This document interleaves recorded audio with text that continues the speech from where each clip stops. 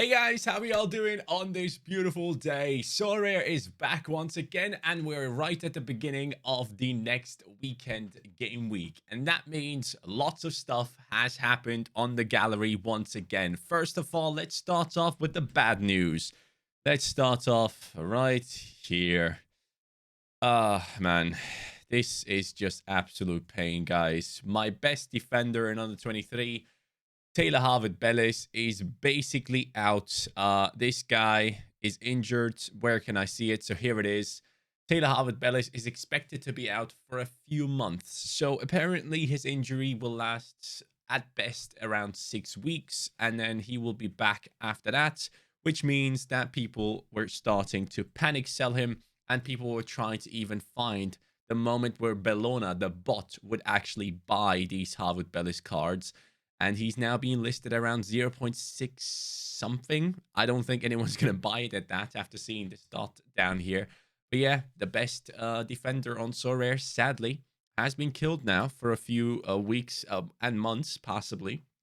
And who knows if he's going to stay at Burnley or if Manchester City is going to be recalling him. Now, I personally hope that he's going to stay here because let's say he comes back sometime. When would that be? Like March? I assume that would be sometime around March. Like sometime around here, he will be back, I would assume, possibly even for the Huddersfield game. But looking at the price graph right here, I can see it going somewhere, something like this. I guess this is where we are now type of thing, and then it came down here. I can see us going back up again, but again, it's painful. It's just painful, and for that reason, I was like, you know what? A lot of my friends are getting out of this deal. A lot of people that I talk to, for example, Makelele went in and swooped in for two under 23 goalkeepers that he believes could be going up in their price due to them being loaned out and becoming starters, which is an incredible strategy when you want to make a deal with Pavel. I do think it's really, really smart giving away a player that is injured to get in two under 23 goalkeepers who, if they get a move away, will be worth double or triple that. So at some point, when he looks back at this trade, it might be worth all the money and even could have made profit. So yeah, that's a really interesting thing, but I wasn't as lucky. I did go ahead and give away Taylor Harvard Bellis. I did give away the likes of Ndiaye, who I won, if you guys remember, and he has been injured as well. He's out for 3 to 4 weeks. So I had two injured under 23 centre backs that I tried to get rid of, and I did put another player on top of it. Who did I put on top of it again? Let me see. We put in Saul Coco. Yeah, the Saul Coco, if you guys know, was another one that I had won. And I got to be honest with you, my trade wasn't amazing. I think Pavel got exactly what he wanted out of me. But at the end of the day, I do believe that the situation around Trezor is not looking as good as it used to. But this guy is someone that was selling up to like one ETH, right? And then he came back and he hasn't done as well. And people are like kind of listing him lower now because of the fact that they see he isn't performing as well. And I personally just look at this and think, Zulti Varegem, Vestalo, Upen, Sereng, like he has a couple of really good matchups coming up right here. Vestalo, maybe not that easy, but the other ones right here, I feel like he and his team should be doing extremely well. And considering that his team has scored 3 goals in the last game where he didn't necessarily get involved, it just shows once again that things are looking up for Genk, and a lot of players are performing, and Mike Trezor just needs to get back into it because, as we know, he was the best under 23 midfielder for the first half of the season, which was extremely impressive. And I would hope to see this type of form in the second half of the season, as again, especially considering that he is playing for the best team in the league right now. Genk is in first place by 7 points, which is extremely impressive to see them up there. Club Brugge have just seemingly been focusing on the Champions League. And yeah, things haven't necessarily gone too well. But then again, there might be just a little bit of fatigue in their team compared to others. And Genk obviously has benefited from that. 31 on the goal difference. You can just tell they're scoring the most goals. And if Trezor gets involved, we look good. So we have brought in Trezor into the team. If we go over here, guys, let me show you the lineups I have built. Now, obviously, this current game week, the midweek one, I didn't do anything. I couldn't get involved. So let's quickly take a look at who has won under 23 and all those things, just so we can be updated with these things. So under 23 rare, we have Z50 coming in first. He had Lafont. He had Jallo. Oh, Jallo with the 88.9 for him. Incredible. Enzo Lefe didn't have a great score first half. Second half got an assist. Uatara, same. Actually, he had a better score than Enzo, but then picked up a goal and an assist. And Jonathan David didn't perform for him, but that didn't matter. He comes in with 413 points. And on a 23 Rare Pro, he would have gotten second place, actually. Bobby Pires, a friend of ours, is coming in with Donnarumma, Formosa Mendy, Kaibue, Enzo Lefe, and Ekitik to grab first place. I know for a fact that he's really hoping for a Jamal Musiala. He really wants to win a Musiala. He doesn't even care about the rest. So good luck to him. Hopefully he gets the Musiala that he wants, because this is a guy that has an under 23 heavy gallery, and I love his gallery. He has amazing pieces in there, and yeah, good luck to him. And then going back again, next game week, guys, I have my teams lined up. So let's, oh, no. Let's start off with under 23 Pro. So as Harvard Bellis is injured, I had to go ahead and make a change. And obviously, instead of Harvard Bellis, we have won a Jordan Bayer, which I believe people are buying into Bayer a little bit more now. Yeah, look at that. Look at that cluster of buys just because Harvard Bellis got injured. So you can see that Bayer is a very consistent scorer as well. I do have a 5% boost on him. Obviously, since it's a new card, might be 5.5 at this point by the time this game week begins. But generally speaking, he is someone that can deliver as well. They're playing against Coventry, who will have a good defense. I believe Jonathan Panzo plays in that team, if I'm not mistaken. And Panzo gets good scores. Yep, there he is, Panzo. So yeah, they're going to be up against them. We'll see what happens. I really hope that the good matchups continue for Burnley. Obviously, with the fact that that Taylor Harvard Bellis is out, we're not necessarily looking at an as strong defense, especially ball playing wise. Moving the ball forward, it might not be as good. I believe Taylor is going to be playing alongside Jordan Bayer, so we'll see what happens there. I really hope that Bayer gets a little bit more responsibility on the ball now and gets a few more passes in as well, because from what I've seen most of the time with Burnley is that he is the one that kind of helps out Harvard Bellis, gives him the ball, and Harvard Bellis carries it forward and plays the forward passes, hence why he picks up those insane points as he passes the ball into the opponent's half many, many times. And then Mike Trezor has an amazing matchup against Zulte, so this is his debut, and he could come in, do big, big things for us, which I'm extremely excited about. And then the Kuiper, I mean, do I need to talk about the Kuiper? This guy is insane. Let's take a look at his scores again. 14th best under 23 on the platform at the moment, and he is just freaking unreal. Now, obviously, I do have the midfielder card, which doesn't score as well as the defender at times, but his lows are not as low, so I like that. And hopefully today we can see an amazing score. Last time when he played against Leuven, what type of point did he get? Can I see that in here? 44.8. Interesting. That was away from home. This time it's going to be at home. Should be good. Let me see his home versus away scores. So away, interesting. So away, he has those lower scores, but home, oh my lord, he's on fire. So hopefully the statistics continue in our favor. The Kuiper up against Leuven. And then here it is. It's time. Jackson Muleka is in. Oh boy, I'm so excited. Let me show you guys right here. Obviously, as you guys might know, Weghorst has moved over to Manchester United, and Abu Bakar is going to be his replacement coming in from Al Nassr. If anyone wants Abu Bakar, he's actually on the platform. You guys can get him into your galleries before he moves to Besiktas. But a lot of people have already made that move, so his price is kind of inflated, just a heads up. But looking into this, it looks beautiful. It looks amazing. Jackson Muleka is in there over someone like Keskin, possibly, unless they decide to play Atiba Hutchinson here at CDM. Unless they play, yeah, actually, they will have to play Atiba, and then I believe they will have to drop a player that is a foreigner.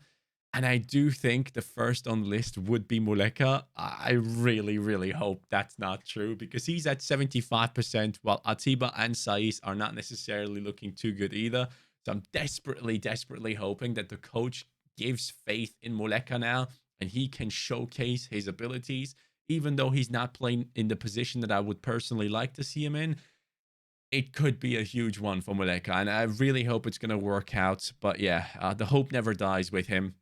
My only issue with this lineup is the fact that Getson will have to play CDM. I absolutely hate it when he plays CDM. He doesn't score as well. He plays so much better when he plays in an 8 or a center attacking midfield role because he is all over the pitch then, getting involved in attack and defense. But when he plays in this role, he holds himself back a little bit, which I don't like. But it's good to see that Sanuc is in the starting lineup again. So this is going to be my lineup. For some reason, I don't think Burnley is going to keep a clean sheet. I gotta be honest with you guys. I'm heavily dependent on high scores from the midfielder and attackers, and Trezor has the best matchup this game week according to Sorare data. If we go into matchups here, game week 336, and we're looking at All Star. Genk is like second. Like they have the second best matchup. And I would personally agree they have the best matchup because the Porto forwards don't have amazing opposition score. While all the way throughout the team, Genk has insane opposition scores coming up. So yeah, it just looks unbelievable. So I really hope this will be a perfect trade that pays off immediately. I hate to let Harvard Bellis go. I didn't want to let him go. And honestly, I will, if I have the funds, bring him back into the team if he's still quite low in his evaluation and just wait it out for a couple of weeks for him to come back rather than having to wait 6 weeks to 8 weeks or 3 months. Who knows what's going to happen. But yeah, this is the team that we put in under 23 Rare Pro. Then going into under 23, we have Bayazit, who has a great matchup once again up against Sivas. So really hoping things are going to go well there. Actually, oh, I pressed the wrong button. Oh, God. I had everything set up. What are we doing? Okay, so let me just quickly do this. I want to see, just in case, I didn't check if Bayazit is expected to play. Yes, he is. Good stuff. Okay, so Bayazit is going to play again. And yeah, Sanuc is going to be playing against Konya, which is not an easy matchup, but I have 9.5% bonus on him now. Szymanski and Kökçü possibly have one of the better matchups as well. If you look here and you scroll down, you see Feyenoord is one of the better matchups as well. And especially the midfielders, hopefully, will do extremely well here. 65% chance of winning, 39% chance of scoring 3 or more goals, and 42% chance in terms of going ahead and getting a clean sheet. So yeah, looks very good right there for the boys of Feyenoord, and I do hope they redeem themselves after the performance last time around where they really did disappoint me. Yesterday they won in the cup, and I believe Kökçü and Szymanski got assists. I might be wrong, but I know at least that Szymanski got an assist off a corner. And then Jens Odgaard is going to be up against Heerenveen, which kind of sucks because obviously Heerenveen is a part of my club as well. I do have Noppert and Kurlat, and you guys will see them in a bit. But I put Odgaard into this team in order to diversify my players from those teams to make sure that they don't play with each other, because that would be a stupid thing to do. But the under 23 looks really good here as well. Then moving on into the next team, this is the Challenger Europe Pro. So you guys can see we have Noppert in there. In case Heerenveen do not concede 3, I think he can bring in once again at least 45 plus, which is going to be great because he will have a lot to do. Then it is going to be Sanucci's Super Rare up against Konya. Then we have Florentino and Enzo playing alongside each other in the big game. Benfica against Sporting. Benfica is expected to win that one. They have like a 50% chance, while their opponents have like 24, and then the rest is for the draw. And I'm desperately hoping that Benfica will do well, and I'm really hoping to see that Enzo steps up once more alongside Florentino, and this time does better now that he's focused on Benfica again. Midweek, he did play in the cup, scored a goal, pointed to the badge. As I mentioned in the last video, lots of you guys came to me and said it happened exactly as you said, which was great to see. And yeah, Enzo is going to be my captain, and then Kurlat is going to be in the forward position to bring us that amazing AA. And if a miracle happens, he gets involved in a goal, and we're looking at 100 points just from him. Then in the underdog, I think I have a great lineup here. Now, first of all, Branthwaite. I said it last week, and I'm going to say it again. I think Branthwaite, especially in January, is going to get as much playtime as possible to please Everton, to let Everton kind of see, hey, we're playing your player. Do not take him away. Do not transfer him to a different team. And for that reason, I think Branthwaite, his loan will continue and he will play at PSV in a starting lineup. Last game, he did play.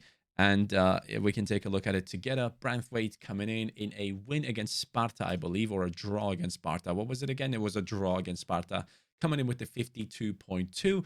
He is in the underdog team, which is great because when he plays, he does tend to score these great scores right here. And I'm really hoping he can bring that in once more. Getson Fernandez, as we all know, can be an insane scorer, but right now he's playing CDM and I don't like it, but I'm still hoping he gets involved in the attacks and gets those double doubles, triple triples defensively. So Getson is in there, and Xavi Simons alongside Branthwaite up against Fortuna Sittard, who obviously have Pandur in goal. Again, my players playing against each other don't like it. Fortuna Sittard will have a lot to do defensively, but they are playing at home, so who knows what can happen right there. But if things go PSV's way, we're looking at Xavi Simons and Branthwaite doing well here in the underdog. And then Balik Visha has proven it against Ghent that he can score against one of the stronger sides in the league, and he's going to have to do it against the team that is just above him. This is a huge matchup now in Belgium, second against third, I believe. So I don't really expect insane things from him, but who knows? Maybe he surprises me once again. And then for the final team, we have a throwaway team. I got to be honest with you. So first of all, we have Pandur Sittard against PSV Eindhoven. Then we have Hilgers against Ajax. Last time Hilgers played against Ajax, he got this many points. Not these three. I'm talking about this 0. So it's not looking good for him going into this matchup. But maybe he will think of that and, tell himself that he has to do much better this time around. Twente is playing away from home, so I'm assuming there will be a lot of duels to be had and lots of defensive work for Hilgers. Saliba up against Tottenham. Tough. It's the London derby. It's Tottenham trying to kick Arsenal down to give them their second loss of the season. That will be a huge matchup. Lots of duels, lots of defensive work to be done by Saliba, I would assume. And Marcelinho Nunez. I nearly have 30% boost on this guy. He's going to play against Preston North End. From what I can tell, he is expected to be in the lineup again. He has been in the lineup lately, which is great to see. He's working his way back in there, and I do think he's going to be very important for balance within this team. So Marcelinho Nunez comes in to play alongside Liam Gibbs and Sarah, and I do think with this lineup right here, Norwich should beat their opponents, and so do think the odds seem to think the same. So that's great to see, and I'm really hoping we can see a great game for Marcelinho Nunez. Just even if the rest of the team sucks, I just want to see Marcelino Nunez do well so I can have another under 23 option that I can rely on. And then Zion Fleming away from home against Middlesbrough. As I said before, I don't like this matchup. And yeah, just in case that I don't lose any of these players, I've taken all of them off the market as well. And then after the game week begins, I will be listing a couple of them once more. Players like Zion Fleming and such. I do really hope that Zion scores because I don't want his price to go down. So yeah, I'm really desperately hoping he will do well. He is my captain in this one, so we'll see. Actually, you know what? I don't want to captain him. I do want to captain my boy Saliba because I think he can do pretty well, and I would get a 32% boost on him because I already have 12%. So yeah, Saliba is getting the captaincy here. And yeah, guys, that is how things are looking in terms of my lineups for this game week. But going into the future, let's go ahead and do that together. I'm so excited, man. I am so excited. Game week 338 is upcoming midweek. I do have 3 players, but that's it. And I have 2 of them playing against each other, which isn't ideal. It seems like the Belgian league is going to be playing midweek, and I don't think I will have many options. It sucks that Balikvisha is not going to be utilized here. Really, really does suck. But if I come in like first place or something like that, if I come into a spot where I can win some star rares this game week, I might be enticed to go out there and spend a little bit more of my ETH to get the rest of this team. But then again, I don't know if it's going to be worth it because everyone has had fun afford at this point, and I'm just going to be competing against those people. So I don't think it's going to be worth it. moving forward into game week 339, this is where I'm mostly excited about, guys. These are possibly my lineups. Look at this under 23 rare pro. We're going to have Muric in goal against West Brom, Hilgers at home against Utrecht. A tough game, but a game where he can really do well, in my opinion. Then we have the Kuiper up against Zulte away from home with an amazing matchup. Obviously, away from home, he hasn't performed as well as he does at home, but this is a great matchup for him. Then we have Trezor up against Upen again, a huge matchup, and Musiala. Yes, guys, Musiala is going to be back, and I am so excited about the fact that the Bundesliga is back. And then moving up, we have under 23 rare, which is technically a throwaway, but shouldn't be because we have great matchups here again. And I'm really hoping we can do well here. I probably shouldn't captain Xavi Simons. I probably should captain Luis or Bayer, which I will probably end up doing. And then all-star rare, we have Bayazet against Besiktas, both in the same team here. Not ideal. I'm hoping for a 0-0 draw or something like that. Kökçü up against Ajax, tough one. Florian Wirtz comeback game against Gladbach. Gonna put him in there, captain him. Then Liverpool against Chelsea, again, quite tough. Gakpo in the lineup. And by the way, I didn't use Gakpo in this game week because I just don't know yet if he's going to be played or not. There are no concrete rumors on if he's going to be in a starting 11 or not, so I couldn't rely on it yet. But there will be the time will come for me to rely on Gakpo, and I really hope he plays and smashes it against Brighton so that I can rely on him even more. So moving it over as the camera tries to focus again, Challenger Europe Pro. We have an amazing team here. We have Noppert up against 15th. Hell yeah. Sanic against Kayseri. Again, I do think he can do really well here defensively. Getson is going to be involved in that team alongside Sanic. And then Enzo against Santa Clara. First against 15th. And then Mats Kurlat, his super rare. I have high hopes with this team. And I have high hopes with this team as well. I gotta say, man, getting to a point again where you have multiple lineups, it feels so good. It feels so freaking good. So I'm excited to see how things go in these previous couple of weeks, or should I say months. We have raised our win percentage up to 17.7. You can't see it up here, but it's really nice to see that my reward winning lineup percentage is going up. And I also still have a little bit of ETH on the platform. I have 0.6 ETH, which you guys again can't see, but my La Liga draft, you guys have seen before in the video. I'm going to keep it the same way. Seems like I really like red and white. And yeah, we'll see how things go. Hopefully that will be quite interesting as well. What is the prize pool here? Star limited for first place. Tier 1 limited for 4th to 5th. Okay. I mean, not really too excited about that prize pool, but another team to cheer on. And then in casual, I have put in Alisson, Theo Hernandez, Otavio, Aspas, and Messi to play alongside each other. And I am looking out for certain players to pick them up, to buy them. I am mainly looking for an insane under 23 super rare. That means I will have to save up, sell up players, save the ETH, and then move into the market when the time comes. I do believe I need an under 23 super rare, but it would be amazing if Muleka starts playing and banging and I can rely on him.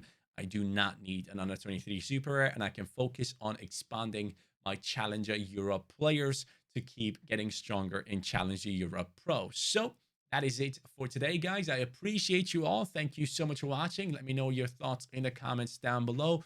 Hopefully, at least one of these lineups will bring in a reward. And yeah, I will talk to you guys next time. Take care. Have a good day. Peace.